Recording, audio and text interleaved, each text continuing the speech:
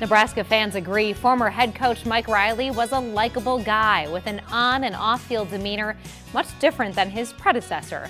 But that Nebraska nice quality did not translate into wins on the field. And after a rough season, the Huskers cut ties. Omaha World-Herald visual journalist Megan McGill takes a look back at his 3 years leading Husker football. It's November 30th, 2014. Athletic Director Sean Eichhorst delivers the news to a room full of anxious reporters. I made the decision that our university needs new leadership in our football program, and I informed Coach Pelini of my decision this morning. After 7 years, Eichhorst says Bo Pelini wasn't winning the games that mattered. After several blowout losses, it was time to search for Nebraska's 29th head coach. Here's Mike Riley. That's when Mike Riley entered the picture.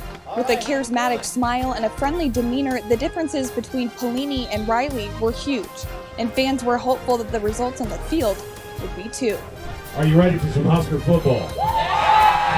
With high hopes, Mike Riley took the podium before his debut game as head coach against BYU. We will be very, very proud to enter the stadium with the Nebraska Cornhuskers for the first time. Nebraska would drop the season opener after BYU threw a 42-yard Hail Mary to win the game. We can definitely improve some things and change some things to make us get better. That gut punch would foreshadow Riley's season and perhaps his whole career at Nebraska. Riley would go 6-7 in year one. The peak of the season would be Nebraska's upset against number 6 Michigan State at home.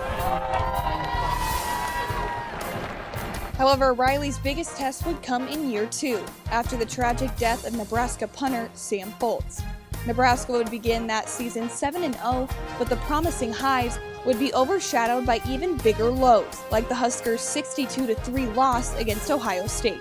A young team led by a new quarterback in Tanner Lee would enter the 2017 season with a new vision and a new defensive scheme. However, year three would feel more like year one. Nebraska would suffer blowout losses to Ohio State, Wisconsin, Minnesota, and Iowa.